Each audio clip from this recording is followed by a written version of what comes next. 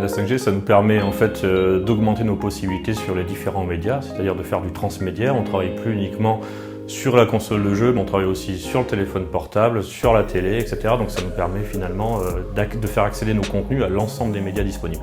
Ce qui est important, c'est d'avoir davantage de connectivité. À partir du moment où on est capable en fait, de faire passer nos jeux d'un média à un autre, en fait, ça apporte davantage de business tout simplement et on peut voir plus grand.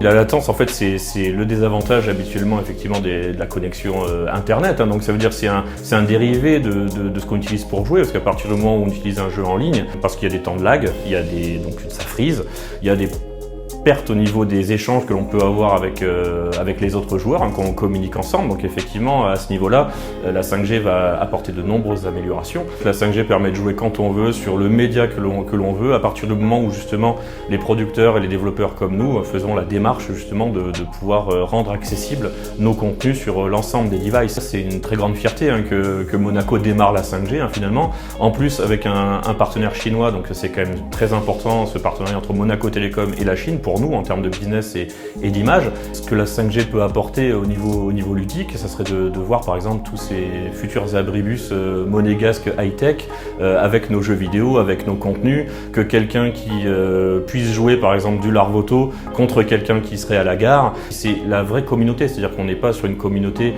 type social network où on est juste sur son écran seul chez soi. Là, je veux dire, on est dans la rue, on fait une communication avec l'ensemble des utilisateurs et on se marre tout simplement et on passe du bon temps et c'est ça finalement l'intérêt de tout ça. Moi j'avoue que je suis un grand fan de la politique de Frédéric Ginta parce que cette Smart Principality, en fait, elle est intéressante pour tout le monde. Là on n'est pas en train de parler juste entre gamers ou entre geeks, entre nerds, etc. Là on parle de la société en elle-même, au sens large. Tout le monde doit comprendre que c'est un avantage pour l'ensemble de la société. Parce que si on a nos partenaires ici plutôt qu'ailleurs, ça va générer davantage de business sans devoir se déplacer à droite et à gauche.